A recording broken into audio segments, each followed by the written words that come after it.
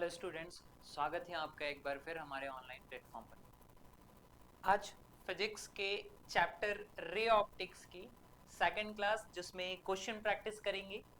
जी हाँ, first class में reflection of light पर प्रैक्टिस की थी, प्रकाश के परावर्तन पर आधारित कुछ प्रश्नों को सॉल्व किया था।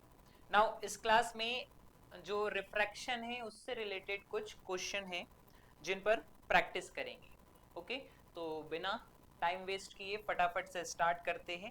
चैप्टर के वीडियोस बने हुए हैं, आप देख सकते हैं ना। उसके बाद फिर क्वेश्चन प्रैक्टिस स्टार्ट कीजिए, है ना। तो कुछ क्वेश्चन हो सकता है आपसे बन जाए इजीली, कुछ क्वेश्चन में दिक्कतें होगी, तो वो सारा कुछ सॉर्ट आउट करेंगे और सीखेंगे कैसे सॉल्व करते हैं न्यूमेरिकल्स को। ठीक है, तो फर्स्ट क्वेश्चन आपके स्क्रीन पर, आप चाहे तो आंसर कर सकते हैं, है ना। अदरवाइज मैं एक्सप्लेन करता हूं उसको। क्या लिखा है question? When a light wave travels from air to water, which of the following properties remains unchanged? जब प्रकाश कहां से कहां जाता है? वायु से पानी में जाता है ना। एयर टू वाटर जाता है तो उसके कौन से गुण अपरिवर्तित रह जाते हैं? मीन्स जो लाइट है उसका नेचर होता है, उसकी प्रकृति होती है कि जब वो एक माध्यम से दूसरे माध्यम में क्या करता है, गति करता है, तो उसके गुण बदलते हैं। कौन कौन से गुण बदलते हैं और कौन सा गुण ऐसा है जो नियत रहता है, कांस्टेंट रहता है, ये इंपॉर्टेंट है। सो क्या करेंगे, देखेंगे कौन कौन सी लाइट की प्रॉपर्टी ऐसी होती है जो क्या हो जाती है, चेंज हो जाती है। तो फर्स्ट ऑफ ऑल इसमें लिखा है वेलोसिटी। जी हाँ, वेलोसिटी बिल्कुल चेंज होती है। कैसे चेंज होती है वेलोसिटी? तो एक एग्जांपल से आप समझ सकते हैं। कैसा एग्जांपल कि मान लीजिए एयर की बात कर रहा है, एयर या वायु की बात कर रहे हैं, इसके पार्टिकल्स क्या होते हैं, बहुत दूर दूर होते हैं ना। इनफैक्ट वैक्यूम से कंपेयर कर सकते हैं आप एयर को, इतने दूर दूर पार्टिकल्स होते हैं। जबकि वाटर के केस में क्या हो जाएगा, वाटर के केस में, है ना, पानी के केस में यही पार्टिकल्स कहाँ आ जाएंगे, काफी पास पास में आ जाएंगे। ओके, लिक्विड है तो पार्टिकल्स पास पास होंगे, गैस है तो पार्टिकल्स कहाँ होंगे, दूर दूर होंगे। अब इसमें से लाइट कैसा ट्रेवल करेगा? लाइट के लिए खाली जगह रहेगी तो वो फास्टर ट्रेवल करेगा। इस वाले मीडियम में क्या हो जाएगा, जिसमें मीडियम कैसा हो रहा होगा, डेंसर हो रहा होगा। डेंसर हो रहा होगा मतलब क्या, सघन हो रहा होगा। अगर माध्यम सघन होता है तो प्रकाश को फिर उस माध्यम में से गुजरने में क्या होता है, ज्यादा दिक्कतें होगी, क्योंकि उसके पार्टिकल्स क्या है, पास पास, उसको ओपन रास्ता, खुला रास्ता नहीं मिलेगा, जिसकी वजह से उसकी जो स्पीड है वो कैसी हो जाएगी, स्लो डाउन हो जाएगी। ओके, सो वेलोसिटी तो चेंज हो जाती है। ओके, नाउ नेक्स्ट, जैसे वेलोसिटी चेंज होगी उसका एम्पलीट्यूड भी बदलेगा। जी हाँ, वेलोसिटी चेंज है तो उसका एम्पलीट्यूड भी बदलेगा, और इनफैक्ट उसकी वेवलेंथ भी चेंज हो जाती है। ठीक है क्या?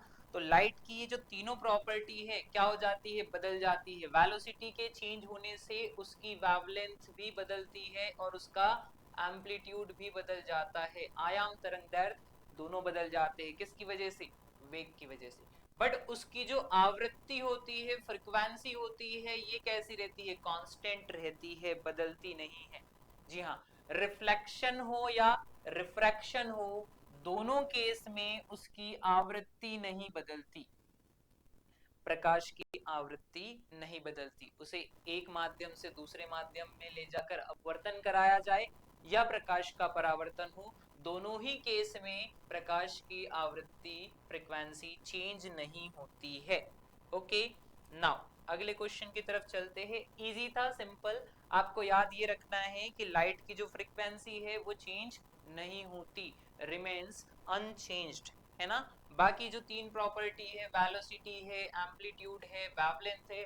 इनफैक्ट एक और पॉइंट आप उसमें ऐड कर सकते हैं, इंटेंसिटी, है ना। मैक्सिमम केस में इंटेंसिटी भी क्या हो जाती है, बदल जाती है। प्रकाश की तीव्रता भी क्या हो जाती है, बदल जाती है, चेंज हो जाती है। रिफ्लेक्शन ऑफ लाइट, प्रकाश के परावर्तन में भी तीव्रता क्या हो जाती है, कम हो जाती है ना। तो ये सारे पॉइंट्स थे जो बदलते हैं, बट आवृत्ति, फ्रीक्वेंसी कभी चेंज नहीं होती। नेक्स्ट, अगले कॉन्सेप्ट की तरफ चलते हैं और देखते हैं अगला क्या है question. The refractive index of glass and water with respect to air are 3/2 and 4/3 respectively. क्या बोल रहा है, ग्लास और पानी के सापेक्ष क्या है अपवर्तनांक, क्रमशः 3/2 एंड 4/3 है.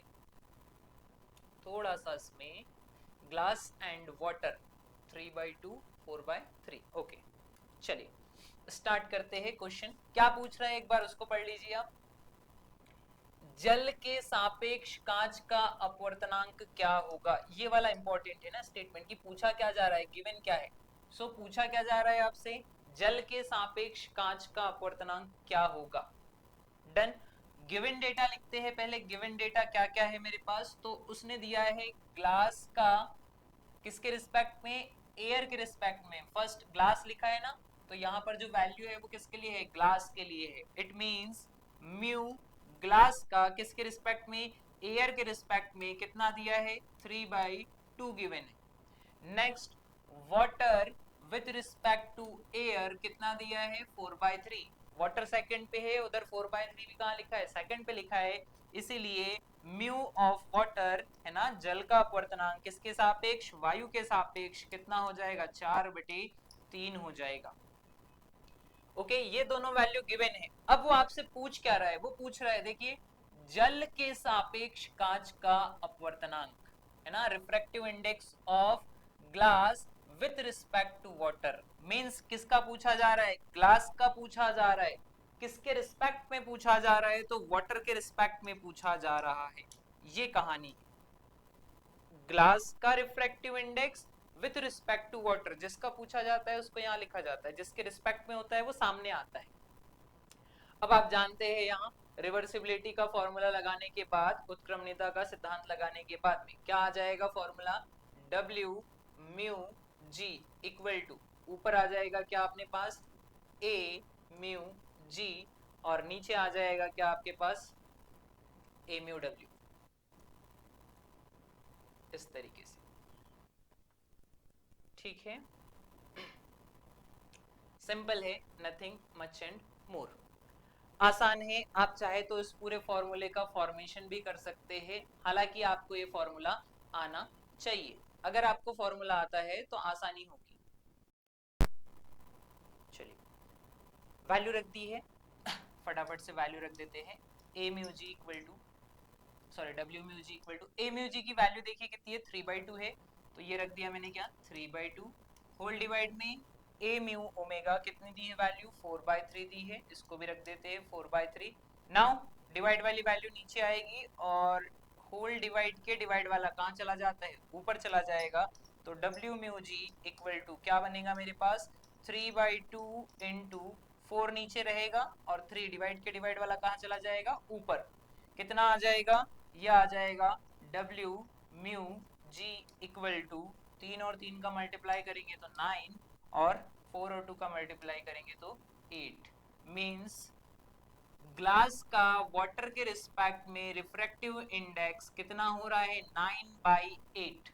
9/8 इज करेक्ट आंसर. जी हाँ, है ऑप्शन में अवेलेबल 9/8. संभल के करना, अगर वैल्यू उल्टी रख दी आपने, ऊपर अगर ए म्यू डब्ल्यू रख दिया और ये नीचे रख दी वैल्यू, तो फिर आपका आंसर 8/9 आ जाएगा, है ना. तो थोड़ा संभल के, अगर आप चाहे तो इसका फॉर्मेशन भी हो सकता है. कैसे फॉर्मेशन होता है, तो ये वाला फॉर्मूला होता है ना, एयर टू कहाँ जाता है सबसे पहले, एयर टू वाटर जाता है, इनटू फिर वाटर से कहाँ जाता है, वाटर टू ग्लास जाता है, इनटू फिर ग्लास से कहाँ जाता है, ग्लास से फिर वापस एयर में चला जाता है. इन तीनों का मल्टीप्लाई क्या होता है, 1 होता है. एयर से वाटर में गया, वाटर से ग्लास में, ग्लास से एयर में, इक्वल टू 1, है ना.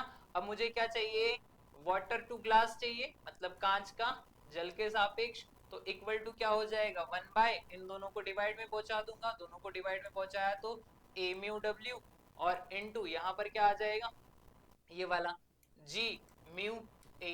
अब एयर का रिफ्रैक्टिव इंडेक्स ग्लास के रिस्पेक्ट में तो निकालते नहीं है, उल्टा हो जाएगा, तो मुझे इसको पलटना पड़ेगा. इसको पलटेंगे तो यहाँ रिवर्सिबिलिटी का कॉन्सेप्ट लगेगा और वो ऊपर चला जाएगा. जैसे ही इसको आप ऊपर ले जाओगे, ये दोनों अपनी जगह पे क्या हो जाएंगे, इंटरचेंज हो जाएंगे, और क्या बन जाएगा, इस तरीके से पहले जी था बाद में ए था, यहाँ पे ए पहले आ जाएगा और जी बाद में, उसको ऐसे लिखा जाता है जी म्यू ए, है ना, इक्वल टू क्या हो जाएगा 1 ए म्यू जी।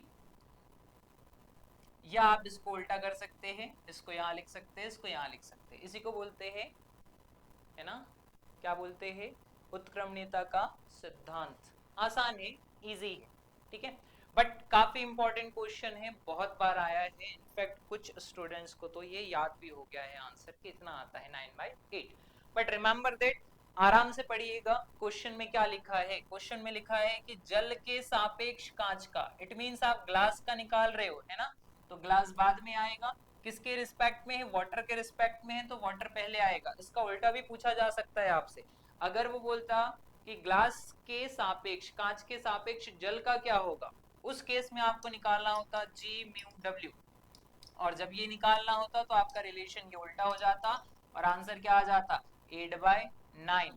इसीलिए थोड़ा संभल के, है ना, जो कंडीशन दी है, जो पूछा गया है, उस पर वर्क कीजिए, आराम से आंसर आता है, ठीक है। बाकी प्रैक्टिस करने से आपके जो ये कंफ्यूजन है सारे दूर हो जाते हैं, धीरे धीरे प्रैक्टिस करते रहिए और आगे बढ़ते रहिए। नेक्स्ट अगले क्वेश्चन की तरफ चलते हैं, देखते हैं अगला क्वेश्चन क्या है। Now this one is the question, पढ़िए इसे, क्या लिखा है, a mark appears 0.1 metre above the bottom of liquid if the depth of the liquid is 1 meter then the refractive index of liquid will be। देखो कहानी क्या है, किस कॉन्सेप्ट पर बेस्ड है ये क्वेश्चन, इसको बोलते हैं अपेरेंट हाइट वाला क्वेश्चन है ना, कौन सा, अपेरेंट हाइट। रिफ्रैक्शन की वजह से, अपवर्तन की वजह से क्या होता है, वो जो तली होती है पानी की वो उठी हुई प्रतीत होती है। तो देखो वही बोल रहा है, क्या बोल रहा है कि द्रव की तली में एक निशान कितने ऊपर दिखाई देता है, तो वो 0.1 मीटर ऊपर दिखाई देता है, मतलब उठा हुआ दिखाई दे रहा है, समझ रहे क्या, 0.1 मीटर ऊपर उठा हुआ दिखाई दे रहा है, डन। जबकि वास्तविकता में उसकी गहराई कितनी है, 1 मीटर है। अब 1 मीटर में से वो कितना उठा हुआ है, 0.1 ऊपर उठा हुआ है। तो आपको क्या बताना है, उस द्रव का अपवर्तनांक, refractive index of that liquid. तो कैसे सॉल्व करेंगे, सिंपल सा फॉर्मूला होता है क्या, mu equal to H dash upon H, ये केस में होता है। और एक और फॉर्मूला होता है एग्जैक्टली ऐसा ही, mu equal to H upon H days, जहां एच को क्या बोला जाता है, एच होता है वास्तविक ऊंचाई या गहराई, जो आपको बोलना है ना, डेप्थ भी बोल सकते हैं या हाइट भी बोल सकते हैं, ठीक है। अगर वो डेप्थ यूज कर रहे हैं तो आप यहाँ पर डेप्थ लिखिए, वास्तविक गहराई होता है,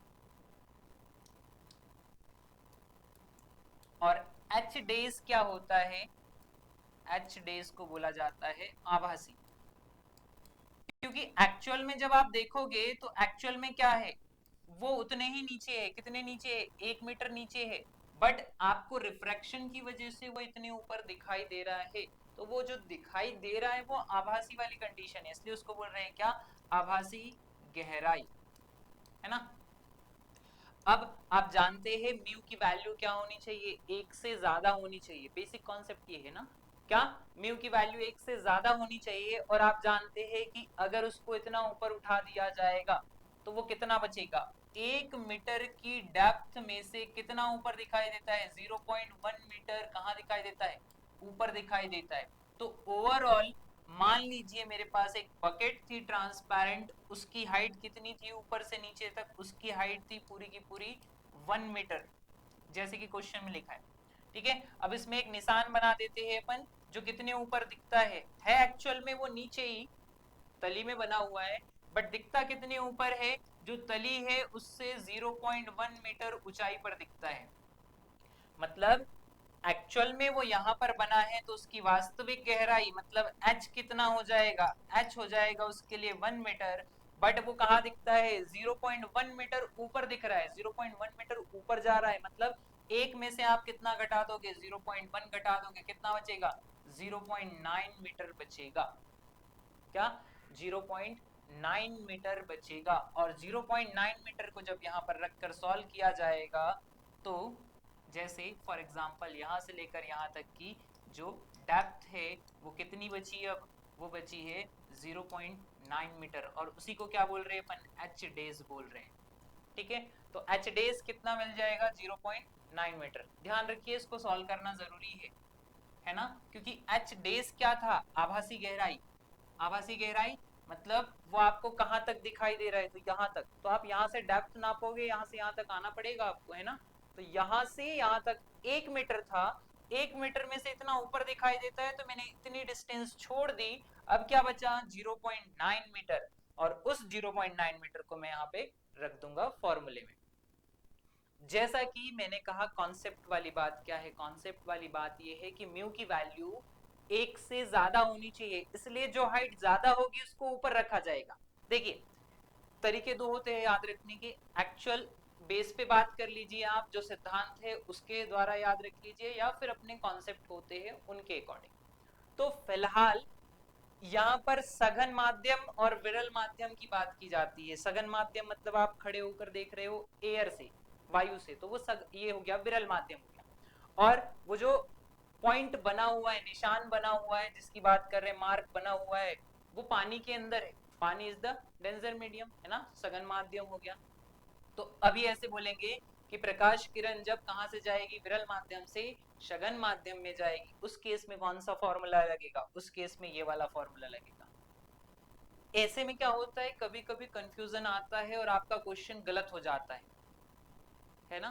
दो तरीके से, अगर आप ये लगाओगे तो दूसरा आंसर आएगा, एच डेस ऊपर रख दिया तो दूसरा आंसर है, और एच अपॉन एच डेस कर दिया तो दूसरा आंसर है, और आपको डेफिनेटली दोनों देखने को मिल सकते हैं ऑप्शन में। तो फर्स्ट थिंग कि याद रखिए, जो वैल्यू बड़ी होगी, जो हाइट बड़ी होगी, उसको ऊपर रखेंगे, क्योंकि म्यू का मान 1 से बड़ा आना चाहिए, इसलिए उसको ऊपर रखना पड़ेगा। तो ऊपर रखेंगे मतलब कौन सा फॉर्मूला लगेगा, सेकंड वाला फॉर्मूला लगेगा। This one is the correct formula. Now mu equal to, value रखनी है तो h रख दीजिए, कितना है h मेरे पास 1 मीटर है, और h डेज कितना आ गया है, 0.9 मीटर आ गया है, मीटर से मीटर तो गया, अब 1 को कट करना है, तो म्यू इक्वल टू कितना आ जाएगा, कट करेंगे आप तो आपको दिखेगा ये आ गया कितना, एक बार तो पूरा चला जाएगा पॉइंट, अब कितना आ जाएगा 1.11। ओके, आराम से करना, कोई ज्यादा जल्दी नहीं है। आया क्या 10/9, ओके 1.11 करके आएगा, इट मीन्स इसमें कुछ तो हो गया है गड़बड़, एक तो ये डी होएगा, हाँ जी। देखिए हो क्या रहा है इसमें, इसको आप ऐसे कर सकते हो, 1/0.9 है, तो अगर आपको पॉइंट से इशू है तो इसको आप लिख दीजिए 10/9, अगेन फिर 9 से डिवाइड करोगे तो कितनी बार जाएगा, एक बार जाएगा, फिर बचेगा 1, तो ये कितना आ जाएगा 1 आता रहेगा। और वो ऑप्शन में आपको दिख नहीं रहा है बिकॉज दोनों ऑप्शन सेम हो गए, थोड़ा सा टाइपिंग मिस्टेक मानेंगे और यहाँ लिख देंगे कितना 10/9। Now correct answer is 10/9, this one is the correct answer. जी हाँ, एक से बड़ा आना चाहिए, ये क्रॉस चेक करने का आपका तरीका रहेगा, और फॉर्मूले में भी आपको कंफ्यूजन नहीं आएगा अगर आप इस बात को याद रखते हो तो। कौन सी बात को याद रखना है, मैंने कहा दो फॉर्मूले होते हैं इसके, दोनों फॉर्मूले में से जिस भी h की वैल्यू ज्यादा आएगी उसको ऊपर रखना, और कम वैल्यू वाले h को नीचे रखना, तो आपका म्यू कभी गलत नहीं होगा। ओके क्या, डन। वैसे भी आपको दिख रहा है यहाँ पर कि वास्तविक गहराई ज्यादा हो रही है, और जो अपेरेंट वाली है, आभासी है, वो कम है, तो आभासी जो कम है उसको नीचे रखना पड़ेगा, वास्तविक ज्यादा है उसको ऊपर रखना पड़ेगा। ठीक है, इस तरीके से ये क्वेश्चन हो जाएगा सॉल्व। नाउ अगले क्वेश्चन की तरफ चलते हैं, नेक्स्ट क्वेश्चन को देखते हैं क्या बोल रहे हैं। अगला क्वेश्चन बहुत सिंपल है, ये तो कलर पूछा जा रहा है, पढ़िए जरा। An astronaut sitting in a spaceship can see outer space, अंतरिक्ष यान में बैठा हुआ जो अंतरिक्ष यात्री है उसको अंतरिक्ष किस रंग का दिखाई देता है, तो किस रंग का दिखाई देता है।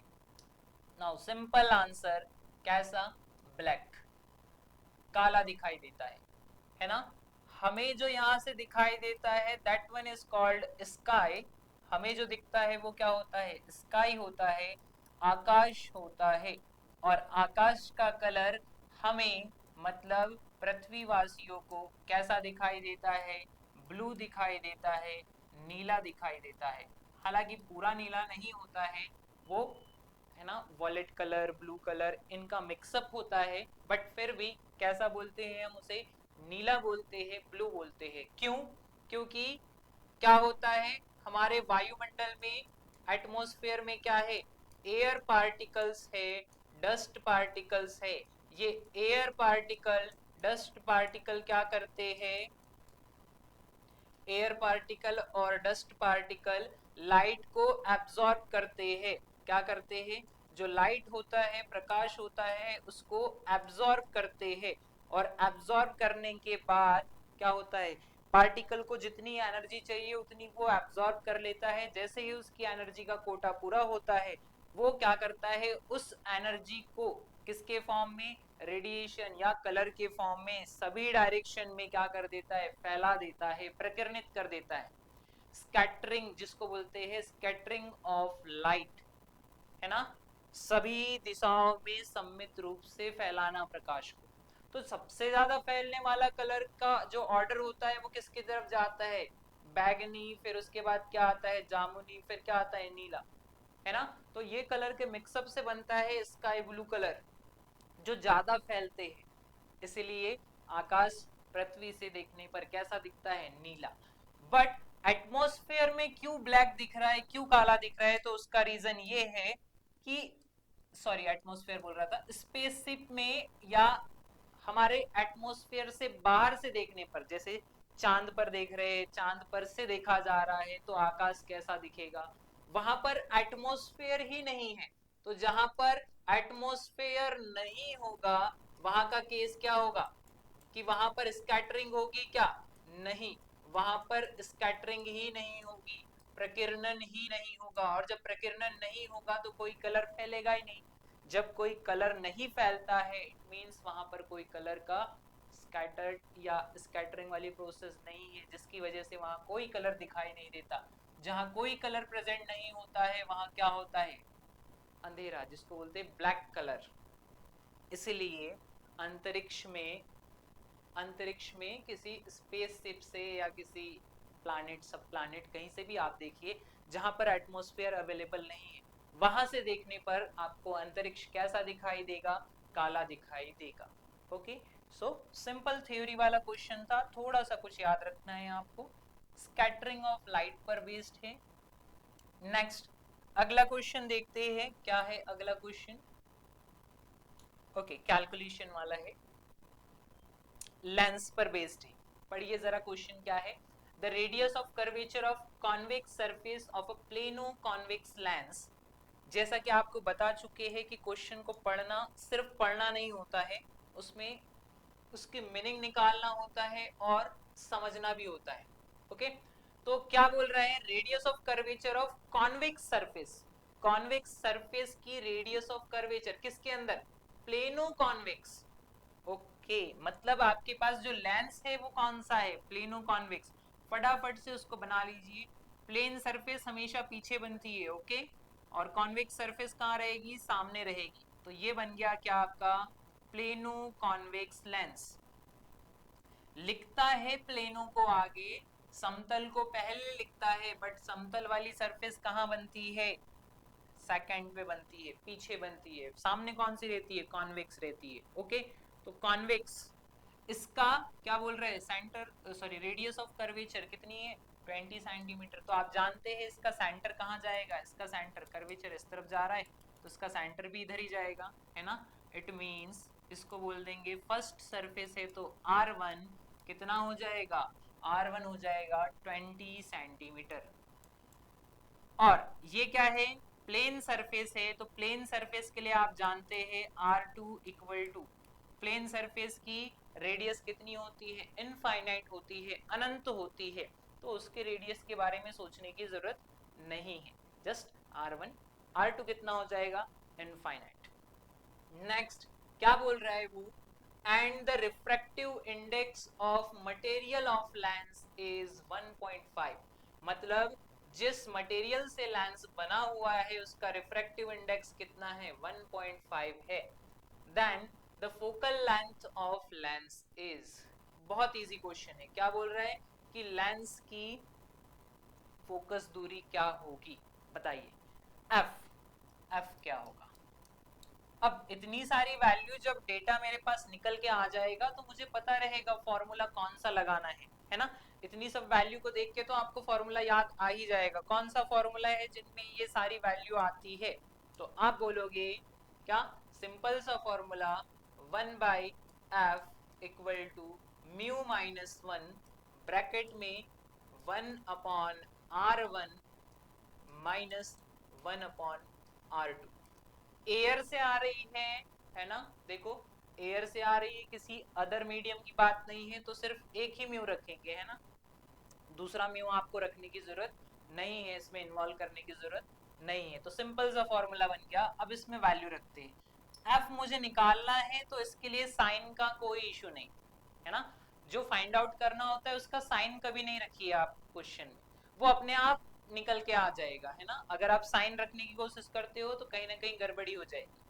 ओके, नाउ म्यू की वैल्यू है 1.5 माइनस कितना 1, अब किसकी बारी है 1/r1। तो देखिए r1 क्या हो रहा है, लाइट इस तरफ से इंसिडेंट होगा, इसी डायरेक्शन में r1 है, इसी डायरेक्शन में है r1, तो कैसा हो जाएगा, पॉजिटिव हो जाएगा। तो लिख दीजिए पॉजिटिव 1/20 माइनस r2 तो इनफाइनाइट है, पॉजिटिव लिखो नेगेटिव लिखो डजंट मैटर। 1/इनफाइनाइट कितना होता है, 0 होता है, तो उसको 0 कर देंगे। 1/f इक्वल टू, इसको घटाया तो कितना 0.5 बचा। अब 1/इनफाइनाइट इज 0 और 0 हो जाएगा तो फिर उसको घटा के कोई मतलब नहीं, तो सीधा लिख देंगे कितना 1/20। 1/f इक्वल टू, आप डायरेक्ट काट सकते हैं या फिर इसको लिख सकते हैं कितना 0.5 मतलब 1/2 और कितना था 1/20, या 5/10 भी लिख सकते हैं, उसको आपको जैसे बेटर लगे, जो आता हो आपको वो लिख सकते हैं। Now finally 1/f equal to कितना हो जाएगा 1/40, इसको पलटोगे क्योंकि f चाहिए, तो f इक्वल टू कितना आ जाएगा 40 सेंटीमीटर। प्रीटी सिंपल, एकदम आसान, ज्यादा कोई कैलकुलेशन है ही नहीं। अब देख लो 40 सेंटीमीटर होगा ऑप्शन में, जी हाँ बिल्कुल है 40 centimetre, so this one is the correct answer. तो कुछ चीजें ध्यान रखनी होती है, खास करके जब लेंस वाले या मिरर वाले क्वेश्चन आते हैं तो हमें साइन देखना पड़ता है कि कौन सा साइन यूज करे, पॉजिटिव नेगेटिव कहाँ यूज करना है वो भी जरूरी है। जैसे मैं आपको बता रहा हूँ कि मुझे एफ फाइंड आउट करना है, एफ को निकालना है, तो उसका साइन नहीं रखूंगा, वो अपने आप निकल के आएगा। जैसे आप देखिए यहाँ पर कोई साइन नहीं, इट मींस कौन सा है, पॉजिटिव साइन आया। अब आप जब वेरीफाई करोगे कि ये जो सरफेस थी कैसी थी, कॉन्वेक्स थी, कॉन्वेक्स सरफेस के लिए जो फोकल लेंथ होती है वो कैसी होती है, पॉजिटिव होती है। जी हाँ, कॉन्वेक्स सरफेस के लिए फोकल लेंथ कैसी होती है, पॉजिटिव होती है, तो आंसर कैसा जाएगा अपना, पॉजिटिव जाएगा। बिल्कुल पॉजिटिव आया, देखिए माइनस साइन नहीं आया मतलब पॉजिटिव है। इस तरीके से ये कॉन्सेप्ट बिल्कुल आसान है और इजी से आपको क्या होंगे, समझ में आ जाएंगे। चलिए बढ़ते हैं अगले क्वेश्चन की तरफ और देखते हैं कैसा है अगला क्वेश्चन। एक उभयोत्तल लेंस के कांच का अपवर्तनांक 1.5 एवं इसके प्रत्येक पृष्ठ की वक्रता त्रिज्या कितनी है, 0.2 मीटर है। लेंस की क्षमता है, इसमें लेंस की क्षमता पूछ रही है, मतलब पावर ऑफ लेंस पूछ रहा है ना। और देखिए गिवन क्या क्या है, उसने गिवन किया है, एक तो म्यू दिया है और radius of curvature of each surface कितनी दी है 0.2 मीटर। सबसे पहले जो वैल्यू देखनी चाहिए आपको या जो बात ध्यान में लानी चाहिए वो कौन सी है कि लेंस कौन सा है, लेंस है बाइकॉन्वेक्स। चलिए बनाते हैं बाइकॉन्वेक्स को। This one is called biconvex lens, जिसकी दोनों सतहें उभरी हुई रहती है उसे कहा जाता है क्या, द्विउत्तल लेंस, है ना। अब इसमें ये सरफेस कहलाती है पहली सरफेस और ये सरफेस कहलाती है दूसरी सरफेस। पहली सरफेस की रेडियस इस तरफ जाएगी इसलिए इसको बोल दिया R1। दूसरी सरफेस ये जो इस तरफ की है इसकी रेडियस या त्रिज्या इस तरफ जाएगी, इसको बोल देंगे क्या R2। अब जैसे कि साइन कन्वेंशन से आप जानते हैं, चिन्ह परिपाटी के हिसाब से जानते हैं कि इस तरफ आने वाली डायरेक्शन कैसी होती है पॉजिटिव, इट मींस इस वैल्यू को पॉजिटिव कंसीडर किया जाएगा। और इस तरफ जाने वाली वैल्यू कैसे ली जाती है, नेगेटिव ली जाती है, उसको कैसे कंसीडर किया जाएगा, नेगेटिव कंसीडर किया जाएगा। तो R1 पॉजिटिव हो जाएगा और R2 कैसा हो जाएगा, नेगेटिव। दोनों ही की वैल्यू कितनी है, 0.2 मीटर है। Okay, so R1 R2 equal to कितना है, 0.2 मीटर। 0.2 मीटर को अगर आप सेंटीमीटर में बदलोगे तो कितना हो जाएगा, 20 सेंटीमीटर हो जाएगा। सेंटीमीटर में बदल लेना अच्छा होगा, क्योंकि आप जब पॉइंट में कैलकुलेशन करने जाते हो तो कहीं ना कहीं गलती होने के चांसेस बढ़ जाते हैं। आप बहुत ज्यादा ठीक है, प्रैक्टिस है, आपको होशियार है तो दैट इज ओके, बट मेरी मानिए तो पॉइंट को हटाकर उसको जीरो में चेंज कर लीजिए, है ना। कैलकुलेशन भी इजी हो जाता है और वो जो जल्दबाजी में गलती होने वाली है उससे आप सेफ हो जाते हो, बच जाते हो। अब वही फॉर्मूला जो अभी पढ़ा था अपन ने, क्यों वही लगाना है, क्योंकि मुझे पता है पावर इक्वल टू क्या होता है, पावर इक्वल टू होता है 1/f। अगर मुझे फोकल लेंथ पता चल गई तो मैं पावर भी बता सकता हूं। मतलब एक्चुअल में मुझे क्या चाहिए, 1/f ही तो चाहिए। 1/f ही क्या होगा, पावर होगी। तो 1/f निकालना है। अगेन फिर से वही वाला formula, same trick same concept के साथ स्टार्ट करते हैं। 1/f इक्वल टू क्या था formula, mu minus 1/R1 minus 1/R2। Done. Now 1/f चाहिए तो इसको जैसे के वैसे रखते हैं। म्यू की वैल्यू अगेन 1.5 है, माइनस कितना रख देंगे 1। R1 ध्यान से साइन के साथ रखना है आपको, है ना। तो R1 इस तरफ जा रहा है, पॉजिटिव आ जाएगा, मतलब 1 कितना 20। ये माइनस किसका है, फॉर्मूले का माइनस। अब किसकी वैल्यू रखनी है, R2। आप जानते हैं R2 इस तरफ आ रहा है। R2 अगर इस तरफ आएगा तो कैसे लिखेंगे उसको, नेगेटिव वैल्यू देंगे, मींस माइनस का 20 रखा जाएगा। क्या, माइनस का 20। माइनस माइनस मिलके क्या हो जाएगा, प्लस हो जाएगा। 1/f इक्वल टू 0.5 ब्रैकेट में कितना, 1/20 प्लस 1/20। अब इसको आप सॉल्व कर सकते हैं, चाहे तो एलसीएम ले सकते हैं, जैसे आपकी मर्जी, है ना। एलसीएम लेंगे, सॉल्व करेंगे तो 1/f इक्वल टू कितना आ जाएगा, 0.5 को आप 1/2 लिख दीजिए और इसको ऐड कर दीजिए। ऐड करा तो कितना हो जाएगा, 2/20, है ना। 2 से 2 कैंसिल आउट हो जाएगा। 1/f equal to 1/20।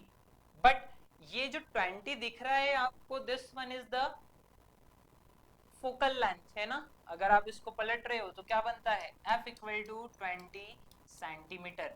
जबकि ध्यान दीजिए उनने आपसे फोकल लेंथ नहीं पूछा है, आप 20 पर लगाकर आगे नहीं बढ़ सकते, हालांकि ऑप्शन में भी 20 नहीं है। बट अभी आपने सिर्फ फोकल लेंथ निकाला है, अभी आपको ये वाला फॉर्मूला लगाना है। ओके, तो this one is the used when we have focal length in metre. अगर मीटर में होगी तो मैं ये फॉर्मूला यूज करूंगा, अदरवाइज सेकेंडरी फॉर्मूला क्या है इसका, जब सेंटीमीटर में फोकल लेंथ हो तो 1/f की जगह कितना आ जाता है, 100/f आ जाता है। क्योंकि आप जानते हैं सेंटीमीटर को किससे मैनेज किया जा सकता है, 100 से। तो p इक्वल टू क्या हो जाएगा, 100/f। नाउ यहाँ रख दोगे वैल्यू और इजीली आंसर आ जाएगा। p इक्वल टू 100/f की जगह कितना रखना है, 20 रखना है। तो p इक्वल टू कितना आ जाएगा, 5d, d फॉर डायोप्टर। और देखिए आप माइनस साइन नहीं आया है, माइनस साइन नहीं आया मतलब पावर कैसी है, पॉजिटिव है। तो +5 dioptre is your correct answer. देखो यहाँ +5 है और यहाँ पर -5 है, अगर थोड़ी भी गलती होती तो आंसर माइनस में चला जाता, समझ रहे हैं आप। इसीलिए साइन का बहुत अच्छे से यूज करना पड़ता है। इसके लिए आप साइन कन्वेंशन वाला वीडियो देख सकते हैं। कब किसके लिए कौन सा साइन रखना है, वहां पर आपको पूरा, है ना, बेसिक से सिखाया गया है। ठीक है, आगे बढ़ते हैं। इसका आंसर आ गया है, बस थोड़ा प्लस माइनस का ध्यान रखें तो आपसे भी गलतियां नहीं होगी। बढ़ते हैं अगले क्वेश्चन की तरफ और देखते हैं अगला क्वेश्चन क्या बोलता है। नेक्स्ट बोल रहा है, the power of the combination of two thin lenses having power of +2d and 4d will be. Okay, अब बोल रहा है कि अब क्या कीजिए, अब कॉम्बिनेशन बनाइए। क्या कीजिए, कॉम्बिनेशन बनाइए लेंस के, और किन लेंसों के कॉम्बिनेशन बनाने हैं जिनकी पावर, जिनकी क्षमताएं कितनी है, 2d एंड 4d है। ओके, सो आपको क्या पता होना चाहिए, कॉम्बिनेशन पता होने चाहिए। जी हाँ, लेंस में एक ही टाइप का कॉम्बिनेशन होता है ना। क्या लेंस से आप क्या चिपका कर रख सकते हो, लेंस चिपका कर रखना जरूरी नहीं है, कुछ डिस्टेंस पर भी रख सकते हैं, बट लेंस के पीछे लेंस, लेंस के पीछे लेंस, इस प्रकार का कॉम्बिनेशन आप नहीं बना सकते, है ना। तो यहाँ पैरेलल सीरीज नहीं चलता है। ओके, एक ही टाइप का कॉम्बिनेशन होता है। इसमें डिस्टेंस नहीं दी है तो अभी तो आप सिंपल फॉर्मूला लगा दोगे, कौन सा, पी टोटल या पी कॉम्बिनेशन इक्वल टू क्या हो जाएगा, P1 plus P2। Remember that formula छोटा सा है, बट आपको यहाँ पर भी प्लस और माइनस का ध्यान रखना है। प्लस तो मैं इसलिए लिख रहा हूँ क्योंकि मुझे क्या करना है, अभी टोटल वैल्यू निकालनी है ना, तो ये फॉर्मूले का प्लस है। अगर दो में से कोई एक माइनस होता तो मुझे वहां पर भी क्या लिखना पड़ता, माइनस ही लिखना पड़ता, और माइनस है, इसमें शायद कुछ मिस हो गया है। कोई बात नहीं, पहले कैलकुलेट कर लेते हैं। P टोटल इक्वल टू कितना है यहाँ पर, +2d है। +2d मतलब P1 की जगह +2d लिख दिया मैंने, प्लस कितना है 4d। अगर माइनस साइन नहीं है वहां पर तो आप डायरेक्ट 4d लिखोगे। +2d और +4d कितना हो जाएगा, 6d हो जाएगा। तो P टोटल कितना आ जाएगा लेंस के लिए, प्लस का 6d आ जाएगा। बट इसमें थोड़ा सा मिसप्रिंट हुआ है, आई थिंक यहाँ पर 4d की जगह कितना है, -4d है। आप इसको करेक्ट कर लेंगे, कितना हो जाएगा, 4d की जगह -4d हो जाएगा। इसके बाद फिर एक कैलकुलेशन कर लेते हैं जिससे आपको आसानी से समझ में आ जाए। नाउ फॉर्मूला वही लगाएंगे, P total equal to P1 plus P2। Now P1 की जगह कितना रखेंगे, यहाँ से देख लीजिए आप, एक है +2d और दूसरा है -4d, +2d प्लस कितना, माइनस का 4d, प्लस माइनस मिलके क्या हो जाएगा, माइनस हो जाएगा। तो ये 2 माइनस 4 इक्वल टू कितना आ जाएगा, -2d। Okay, so this one is the correct answer. अगर दोनों प्लस में होते तो करेक्ट आंसर कितना होता, 6d। अगर 2 प्लस का है और 4 माइनस का है तो आंसर कितना होगा, -2d होगा। इस तरीके से क्वेश्चन सॉल्व होता है, बहुत सिंपल है। मैं तो ऐसे कहूं कि इस चैप्टर का सबसे इजी क्वेश्चन यही होता है, कॉम्बिनेशन निकालने वाला। ज्यादा कुछ कैलकुलेशन नहीं होते हैं, इजी सी वैल्यू होती है, जोड़ना घटाना होता है। बट ये डायरेक्ट गिवन है आपको, देखिए प्लस और माइनस। कई बार क्या करता है वो लेंस के नेचर लिखता है, और लेंस के नेचर से फिर आपको क्या पता करना पड़ता है, पावर पॉजिटिव होगी या नेगेटिव। तो उसको पता करने का सिंपल तरीका होता है क्या, फोकल लेंथ। अगर आपको उस लेंस की फोकस दूरी के बारे में पता है तो फिर आप उसकी पावर भी बता सकते हैं। जी हाँ, बिल्कुल आसान होता है, इतना ज्यादा टफ नहीं है।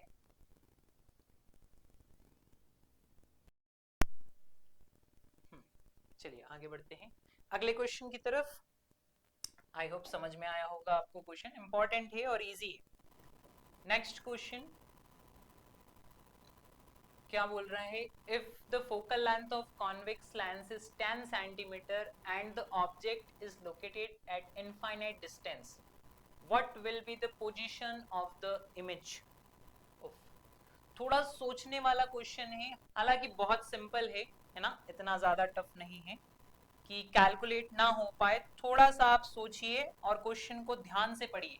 क्या बोल रहा है, उत्तल लेंस की फोकस दूरी दी है कितनी, 10 सेंटीमीटर। ठीक है, एक डेटा याद हो गया कि 10 सेंटीमीटर क्या है, फोकस दूरी है उत्तल लेंस की। अब वस्तु कहाँ रखी है, अनंत दूरी पर स्थित है, मतलब ऑब्जेक्ट को इनफाइनाइट पर रख दिया है और फोकल लेंथ कितनी बता रहा है, 10 सेंटीमीटर बता रहा है। तब इमेज कहाँ बनेगी, याद कीजिए लेंस का फर्स्ट केस, किसी भी लेंस का, है ना, उत्तल हो या अवतल लेंस हो, दोनों में वही चीजें पढ़ी है। क्या पढ़ा है कि अगर वस्तु को अनंत पर रखा जाए, वस्तु को अनंत पर रखा जाए तो उसका प्रतिबिंब कहाँ बनता है, फोकस पर ही बनता है। तो फोकस पर बनेगा, इट मींस 10 सेंटीमीटर ही उसका आंसर होगा। क्या, जी हाँ, क्योंकि उसका फोकस कितनी दूरी पर है, 10 सेंटीमीटर की दूरी पर है। अगर फोकस 10 सेंटीमीटर की दूरी पर है तो जो वस्तु की डिस्टेंस आएगी, दूरी आएगी, वो भी कितनी रहेगी, 10 सेंटीमीटर ही रहेगी। क्यों, क्योंकि कहानी ऐसी होगी, कैसी होगी, पूरी कंडीशन बना के दिखाता हूं मैं आपको। ये रहा क्या, कॉन्वेक्स लेंस, यहां से पास कर दीजिए प्रिंसिपल एक्सिस को, और ऑब्जेक्ट को कहाँ रखा है, इनफाइनाइट पर रखा है। जब ऑब्जेक्ट इनफाइनाइट पर होता है तो दो पैरेलल लाइन आती है, आपको पता है, और वो पैरेलल लाइन फिर एक पॉइंट पर मिलती है, जिस पॉइंट को क्या बोलते हैं, फोकस। तो इमेज कहाँ बनता है, फोकस पर ही। फोकस मतलब यहां से लेकर यहां तक की डिस्टेंस एफ कितनी है, 10 सेंटीमीटर, इसलिए v भी कितना हो जाएगा, 10 सेंटीमीटर। तो डायरेक्ट कंडीशन आपने पढ़ी है तो फिर आपको फॉर्मूला लगा के फिर सॉल्व करने की जरूरत नहीं है। अदरवाइज आप सोच रहे हैं कि मैं कंडीशन ना पढ़ूं तो फिर लगाइए इस फॉर्मूले को और वैल्यू निकालिए। जी हाँ, इससे भी आसान होता है, ऐसा नहीं कि इससे क्वेश्चन नहीं बनेगा, बिल्कुल बनेगा। देखिए आप 1/f, चलिए वैल्यू कैलकुलेट करते हैं, देखते हैं फॉर्मूले से आंसर आता है या नहीं आता है। सो 1/f, f कितना दिया है, 10 सेंटीमीटर। अच्छा, 10 को पॉजिटिव रखूं या नेगेटिव, इस तरफ है फोकल लेंथ, इस तरफ है, तो कैसी जाएगी, पॉजिटिव जाएगी। ओके, 1/v, v मुझे फाइंड आउट करना है, क्या, v मुझे फाइंड आउट करना है, तो उसका कोई साइन नहीं रखा जाएगा। 1/u, u मतलब कहां पर है वो, इनफाइनाइट, अनंत दूरी पर है, तो इनफाइनाइट रख दिया। 1/10 इक्वल टू कितना बचा, 1/v, क्योंकि 1/इनफाइनाइट कितना होता है, 0 होता है, सो वो कट गया। 1/v इक्वल टू कितना आ गया, 10। और फाइनली जब दोनों को आप क्या करोगे, क्रॉस मल्टीप्लाई सीधा कर दोगे, v इक्वल टू कितना आ जाएगा, 10। किस में था, सेंटीमीटर में, तो आंसर भी किस में आ जाएगा, सेंटीमीटर में। बहुत आसान। तो आपको अगर डायरेक्ट कंडीशन पड़ी हुई है, आपने याद है, तो सीधा आंसर आ रहा है, अदरवाइज फिर कैलकुलेट करने बैठ जाइए। कैलकुलेशन में भी ज्यादा समय नहीं लगता है, बट जब आप कॉन्सेप्ट जानते हैं, चीजों को जानते हैं, तो फिर टाइम सेव करना आपकी जिम्मेदारी बन जाती है। ठीक है, इसी के साथ बढ़ते हैं अगले क्वेश्चन की तरफ, देखते हैं क्या है अगले क्वेश्चन में। If the focal length of concave lens, अब कॉन्केव लेंस की बारी, कॉन्केव लेंस इज -12 सेंटीमीटर। देखिए साइन के साथ में दे दिया इसने, तो कई बार क्या करता है, ये साइन नहीं देता है, मैक्सिमम क्वेश्चन में साइन अवेलेबल नहीं होते, तो आपको पता करना पड़ता है, क्या पता करना पड़ता है कि फोकल लेंथ पॉजिटिव होगी या नेगेटिव। साइन कन्वेंशन वाला अगर वीडियो आप देखते हैं, आपको बिल्कुल सिंपल समझ में आ जाएगा, है ना, साइन का इशू ही नहीं रहेगा। कॉन्केव लेंस है, कॉन्केव लेंस कैसे, ऐसे बनता है, ये बन गया कॉन्केव लेंस।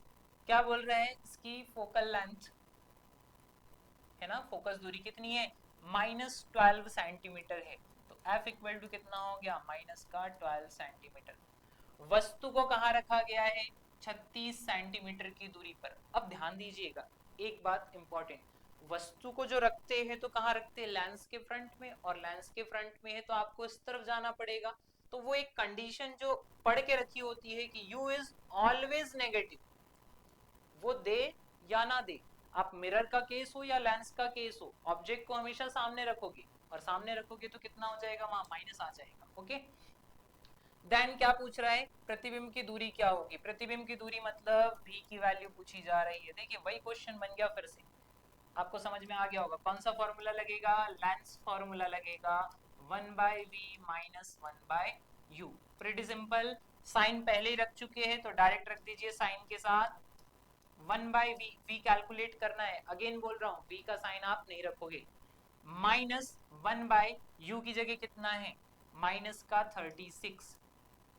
एक बार और रिपीट करूंगा, मैं माइनस क्यों लिया, क्योंकि ऑब्जेक्ट को हमेशा लेंस के सामने रखा जाता है, लेंस के सामने मतलब वो अपोजिट डायरेक्शन में जाएगा, अगर अपोजिट डायरेक्शन में जाता है तो उसकी वैल्यू नेगेटिव होनी चाहिए। नाउ माइनस और माइनस कितना हो जाएगा, वो प्लस हो जाएगा 1/v, यहाँ पर आ जाएगा प्लस 1/36।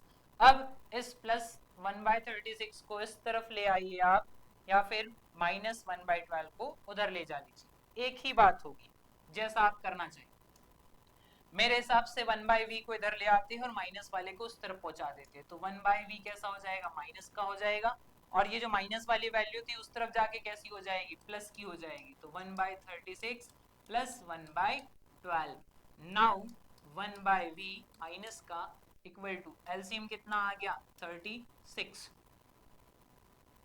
क्योंकि आप जानते हैं 12 के पहाड़े में भी क्या आ सकता है, 36 आ सकता है, इसलिए 36 एलसीएम ले लिया। यहाँ कितना आ जाएगा 1, यहाँ 12 से 36 को काटिए कितनी बार जाएगा, 3 बार, तो यहाँ कौन आ जाएगा 3 आ जाएगा।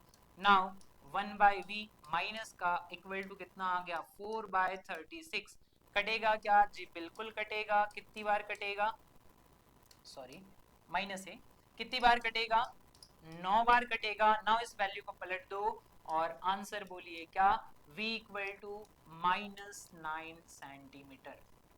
कितना आंसर आ जाएगा, v इक्वल टू -9 सेंटीमीटर। लगता है कुछ थोड़ी सी गलती हुई है, एक बार क्रॉस चेक करेंगे क्वेश्चन को, क्या है वैल्यू, -12 रखा है, 36 रखा है, माइनस माइनस प्लस, और माइनस उधर गया तो ये हो जाएगा प्लस, इधर आया तो क्या हो जाएगा माइनस। जी क्वेश्चन तो बिल्कुल सही है, फोकल लेंथ नेगेटिव ही होती है, यू भी नेगेटिव ही होता है, और जब आप 3 + 1 करोगे तो 4 होगा, ना कि 2। ओके, नाउ करेक्ट है, कोई मिस्टेक नहीं है, इसका जो करेक्ट आंसर है मे भी इसमें अवेलेबल नहीं है ना। वस्तु की दूरी 36, ऑब्जेक्ट डिस्टेंस इज 36, अगर 36 रखते तो लेट, मान लीजिए इस केस में आपका आंसर नहीं आ रहा है, मींस ऑब्जेक्ट को क्या किया होगा उसने, अपोजिट साइड रखा होगा। जब वो ऑब्जेक्ट को अपोजिट साइड रखेगा तो आप क्या करोगे, इस 36 वाली वैल्यू को क्या बना दोगे, पॉजिटिव बना दोगे। 36 कैसा रहेगा, पॉजिटिव रहेगा, और जैसे ही आप यहाँ 36 को पॉजिटिव रखते हो, बीच में साइन कौन सा आ जाएगा, नेगेटिव साइन आएगा। नेगेटिव साइन को फिर बैलेंस करने के लिए आप इसको इस तरफ पहुंचाओगे, और इस तरफ पहुंचाओगे तो कैलकुलेशन हो जाएगा चेंज। हालांकि ऑब्जेक्ट को हमेशा लेंस के फ्रंट में रखा जाता है, बट क्वेश्चन की डिमांड है तो उसको पलट देते हैं, बिकॉज यहाँ साइन लिखा है उसने और यहाँ साइन नहीं लिखा है, इसलिए थोड़ा सा चेंज कर रहे हैं, और चेंज करने के बाद क्वेश्चन थोड़े पहले पढ़ने पड़ते जाएंगे, फिर सॉल्व करने पड़ेंगे, कुछ क्वेश्चन में ज्यादा मिस्टेक हो रहे हैं इसलिए। नाउ इस 1/36 को इस तरफ ले आइए, तो माइनस का 1/36 इधर आया तो प्लस बन जाएगा, और पहले से इधर अवेलेबल है -1/12। नाउ ये इधर पहुंचेगा इस तरीके से। अब एलसीएम अगेन फिर से कितना हो जाएगा 36, यहाँ कितना आ जाएगा 1 आ जाएगा, यहाँ कितना आ जाएगा 3 आ जाएगा, equal to 1/v। 1 - 3 equal to -2/36 equal to 1/v। Now calculate करेंगे तो कितना आ जाएगा -18 इक्वल टू v। जी हाँ, v की वैल्यू कितनी आ गई -18। नाउ सिंपल, आपको ऑप्शन में दिख रहा होगा -18। इस क्वेश्चन को इसने इस तरीके से सॉल्व किया है कि u को कहाँ रखा है, बैक साइड ऑफ लेंस, दूसरी तरफ, है ना। जबकि एक्चुअल में क्या होता है, एक्चुअल में u को हमेशा कहाँ रखते हैं, फ्रंट में रखते हैं, और फ्रंट में ही रखना चाहिए, क्योंकि ऑब्जेक्ट जहां रहता है वहीं से लाइट रे क्या होती है, इंसिडेंट होती है। तो जो पहले आंसर आया था -9, this was the correct answer, but यहाँ ऑप्शन में मिल नहीं रहा है, इसलिए 36 को क्या रखा है अपन ने, पॉजिटिव रखा है, और पॉजिटिव रखने के बाद आपको फिर सेटिस्फेक्शन मिलेगा कि -18 ऑप्शन में अवेलेबल है ना। चलिए अगले क्वेश्चन की तरफ बढ़ते हैं और देखते हैं अगले क्वेश्चन को क्या है, उसमें फिर कॉम्बिनेशन वाला है। lenses having power plus 12 and two diopter are put together, the focal length of the combination will be. Same question जो थोड़ी देर पहले किया था, क्या था कि एक लेंस जिसकी पावर कितनी है +12 और दूसरे की कितनी है, यहाँ पर भी शायद थोड़ा सा माइनस आना चाहिए, बिकॉज एक प्लस है तो दूसरा नेगेटिव देगा ही देगा। जी हाँ बिल्कुल, साइन नहीं लिखा है मतलब -2 कर लेते हैं। यहाँ पर भी कितना होगा, -2 डायोप्टर होगा। एक साथ मिलाकर रखते हैं। तो यहाँ पर जो पूछ रहा है कि कॉम्बिनेशन के लिए क्या पूछ रहे, focal length of the combined lens. देखिए वो जो क्वेश्चन सॉल्व किया था उसमें क्या पूछा था कि कॉम्बिनेशन की पावर कितनी होगी, टोटल पावर निकाला था। इसमें बोल रहा है कि कंबाइन कर दीजिए और कंबाइन करने के बाद बताइए कि उसकी फोकल लेंथ क्या होगी, जो नया लेंस बनेगा उसकी फोकल लेंथ क्या होगी। तो स्टार्ट करते हैं सॉल्यूशन। चलिए देखिए क्या है, कॉन्सेप्ट क्या है, पहले फॉर्मूला बना लेते हैं, उसके बाद आप थोड़ा सा ज्यादा ध्यान दोगे, फोकस करो। नाउ मुझे पूछ रहा है वो फोकल लेंथ ऑफ कॉम्बिनेशन, और मैं जानता हूं कि F इक्वल टू क्या होता है, 1/P होता है। मतलब जैसे P को F से निकाला जा सकता था, वैसे ही F से किसको निकाल सकते हैं, P को निकाल सकते हैं। P से F, F से P, है ना, दोनों एक दूसरे से रिलेटेड होते हैं जिसकी जहां जरूरत पड़े। तो अगर मैं टोटल पावर निकाल के 1 से डिवाइड कर देता हूं तो मेरे पास क्या आ जाएगी, टोटल फोकल लेंथ आ जाएगी। वो जो दो के कॉम्बिनेशन से बना है उसकी फोकल लेंथ आ जाएगी। मींस कैलकुलेशन तो वैसे ही रहेगा, या आप चाहे तो फोकल वाला फॉर्मूला लगा सकते हैं। बट फोकल वाला फॉर्मूला लगाने के लिए आपको डायोप्टर से क्या निकालना पड़ेगा, पहले आपको डायोप्टर से निकालना पड़ेगा फोकल लेंथ दोनों की, और फिर आप कैलकुलेट करोगे तो वो थोड़ा लेंदी हो जाएगा। उससे बेटर क्या है कि मैं पी टोटल निकाल लेता हूँ। चलिए तो स्टार्ट करते हैं। पी टोटल, अभी भी लेंस के बीच में डिस्टेंस नहीं दी है ना, डिस्टेंस देंगे तो उसकी एंट्री करेंगे। नाउ कितना है, P1 प्लस P2 होता है, आप जानते हैं। P1 की वैल्यू है +12 और P2 की वैल्यू है -2। कितना हो जाएगा ये हो जाएगा 10। जी हाँ, टोटल पावर कितनी आ गई, 10 डायोप्टर आ गई। अब इस 10 डायोप्टर को उठाओ और कहाँ रख दो, ये वाले फॉर्मूले में। F इक्वल टू 1 अपॉन क्या हो जाएगा, P हो जाएगा। बट 1 अपॉन P करूंगा तो जो फोकल लेंथ आएगी वो किस में आएगी, मीटर में आएगी। आप ऑप्शन में देखिए सारी जगह क्या लिखा है, सेंटीमीटर सेंटीमीटर लिखा है, इसलिए मुझे F इक्वल टू कौन सा फॉर्मूला लगाना पड़ेगा, 100/, वाला 100/P। F इक्वल टू 100 और P की वैल्यू कितनी आई है मेरे पास, 10 आई है, प्लस की 10 आई है, रिमेंबर दैट, है ना, प्लस की 10 आई है, 10 रख दिया, एक जीरो से एक जीरो कैंसिल, और फोकल लेंथ इक्वल टू कितना, 10 सेंटीमीटर। Pretty simple. देखिए क्वेश्चन कितना आसान है। आप इसको उलझाना चाहे तो उलझा भी सकते हैं, उसके लिए भी कोई इश्यू नहीं है। बट कैलकुलेशन टफ करने से बेहतर होता है, बेटर होता है कि आप उसको शॉर्टकट तरीके से करें, है ना। आप पहले वहां फोकल लेंथ निकालोगे दोनों से, है ना, 12/100 बाई कितना करोगे, 12 करोगे, 100/2 करोगे, दो वैल्यू निकलेगी। उसके बाद फिर क्या करोगे, उन दोनों को ऐड करोगे, 1/f वाला फॉर्मूला लगाओगे, है ना। ये फॉर्मूला भी इसी का है, या आप उसको सीधा कर दीजिए, डायरेक्ट लिखिए f इक्वल टू, ऊपर क्या होता है f1 f2 और नीचे क्या होता है f1 प्लस f2। ये फॉर्मूला भी किसका है, कॉम्बिनेशन का ही है, बट उसके लिए फोकल लेंथ होनी चाहिए। अगर आपके पास फोकल लेंथ होती है आप सीधे इसको लगा देते। अभी पावर है तो पहले पी टोटल निकालिए, और जैसे ही आपके पास पी टोटल आ जाए उसको 1/1 करोगे तो मीटर में आ जाएगा, और 100 करोगे तो किस में आ जाएगा, सेंटीमीटर में आ जाएगा। अब आपके ऑप्शन जिसमें डिमांड कर रहे हो सारे सेंटीमीटर में है तो फिर सेंटीमीटर वाला 100 कर दीजिए, सिंपल। चलते हैं अगले क्वेश्चन की तरफ, देखते हैं अगला क्वेश्चन क्या बोलता है।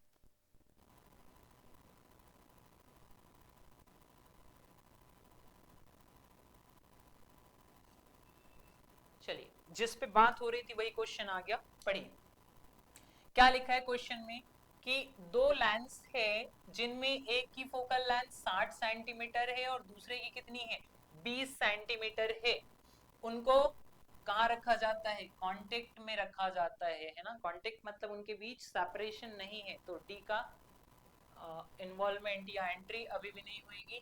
नाउ नेक्स्ट, दोनों को कंबाइन करते हैं। दो पतले लेंस है जिनमें एक की फोकस दूरी 60 है और दूसरे की कितनी है 20 है, को संपर्क में रखा जाता है संयुक्त लेंस की फोकस दूरी। अब वही कहानी हो गई जो थोड़ी देर पहले मैंने बोली कि फोकल लेंथ है मेरे पास, तो मैं एफ वाला फॉर्मूला लगाऊंगा। क्या होता है एफ वाला फॉर्मूला? एफ वाला फॉर्मूला ये होता है 1/f कॉम्बिनेशन या टोटल बोल सकते हैं 1/f1 प्लस 1/f2। ये फॉर्मूला होता है सिंपल। इसको सॉल्व करते हैं तो क्या निकल के आता है, f total equal to f1 f2 upon f1 plus f2। ये निकल कर आता है मेन फॉर्मूला। ये एलसीएम लेने के बाद सॉल्व होता है और इस तरीके से बनता है। तो आप इस फॉर्मूले में डायरेक्ट वैल्यू रख सकते हैं। डायरेक्ट वैल्यू रखने के बाद जो आंसर आएगा वही क्या होगा, फाइनल होगा। सो लेट्स सी, देखते हैं क्या आंसर आ रहा है ना। नाउ लेंस का नेचर नहीं दिया है इसने, क्या लिखा है, two thin lenses one having focal length 60 centimetre other is 20। चलिए लेंस का नाम नहीं दिया है तो फिलहाल दोनों को पॉजिटिव ले लेते हैं, मान लेते हैं दोनों का नेचर एक जैसा है, सेम है और दोनों कॉन्वेक्स है। उस केस में आंसर देखते हैं कितना आता है। तो f total equal to f1, पहली फोकल लेंथ को f1 मान लीजिए, दूसरी को f2 मान लीजिए, तो 60 इंटू 20 डिवाइड में कितना आ जाएगा, 60 प्लस 20। आसान है, ऊपर फिलहाल गुना मत करिए है ना, नीचे जोड़ लीजिए 60 इंटू 20 और नीचे ऐड करने पर कितना हुआ 80। ध्यान रखिएगा है ना, कटता नहीं है, ये वैल्यू किस में है, प्लस में है, इसलिए पहले जुड़ेगी उसके बाद फिर आप काट सकते हो। देखो जैसे मैंने 60 और 20 को जोड़कर कितना बना लिया, 80 बना लिया। अब इस 80 को काटा जा सकता है ऊपर वाली वैल्यू से, ऊपर गुना करना है ना, तो गुने वाली और भाग वाली वैल्यू कट सकती है, बट जहां पर प्लस माइनस आ गया पहले आपको उसको सॉल्व करना पड़ता है। ये बेसिक होता है मैथ्स का, इसमें अगर गड़बड़ी हुई तो आप फिर 60 से 60 काट दोगे, 20 से 20 काट दोगे और 1 लेकर चले जाओगे ऑप्शन के पास, बट फिर ऑप्शन आपको वापस भेजेगा, फिर आप ढूंढते रहोगे गलतियां। सो उससे बेटर है प्लस माइनस आए ब्रैकेट का यूज कर लीजिए, आपको समझ में आ जाएगा। नाउ कट कर दीजिए, कितनी बार जाएगा, 4 बार, और 4 से कितनी बार कटेगा, 15 बार। तो F इक्वल टू कितना आ गया, 15 सेंटीमीटर। ऑप्शन है 15, बिल्कुल है 15 centimetre. It means first one is the correct answer. देखिए कितने जल्दी निकला। अब कहानी तो वही है कि जो वैल्यू गिवन है उसके अकॉर्डिंग फॉर्मूला लगाइए, आपको आंसर जल्दी मिलेगा। अगर आप इसमें वो पावर वाला फॉर्मूला लगाने की सोच रहे हैं कि मैं इसमें पावर वाला फॉर्मूला लगाऊं, तो आपको क्या करना पड़ेगा, पहले पावर P1 निकालनी पड़ेगी। P1 कैसे निकाल रहे हैं, तो P1 के लिए लिख रहे हो 100/60।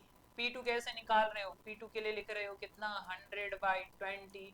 चलिए एक तो मान गया कि इसको आपने कितना लिख दिया, 5 लिख दिया, इसको कैसे मनाओगे, पॉइंट में आ गया ना। अब पॉइंट का कैलकुलेशन करने में आपका टाइम वेस्ट हो जाएगा, फिर जो वैल्यू आ जाएगी उसमें फिर भी तो आप वही करोगे, P total equal to P1 plus P2, again आपको वही करना पड़ेगा। फिर इस सबको करने के बाद में फिर क्या करना पड़ेगा, F total equal to 100/P रखना पड़ेगा, टोटल वाला। तो ये इसको बोलते हैं कि आप क्वेश्चन में उलझ रहे हो, आपका क्वेश्चन छोटा सा था, प्रीटी सिंपल, आप उसको बड़ा करके है ना खुद को भी क्या कर रहे हो, उसमें उलझा रहे हो, टाइम वेस्ट कर रहे हो।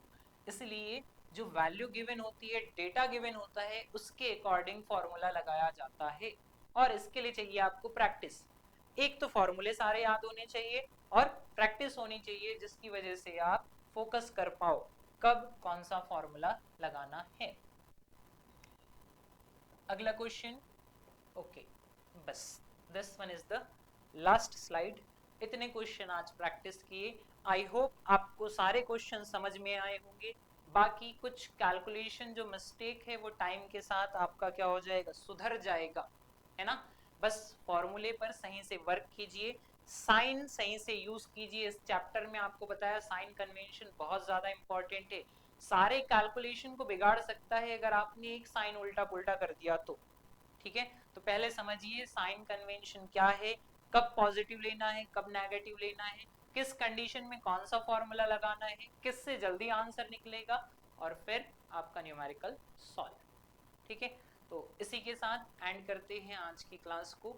मिलेंगे नेक्स्ट क्लास में नेक्स्ट क्वेश्चन प्रैक्टिस वाले टॉपिक के साथ। पहले चैप्टर कंप्लीट कर लेंगे, उसके बाद फिर उसकी क्वेश्चन प्रैक्टिस करेंगे। Thank you so much for watching, keep supporting.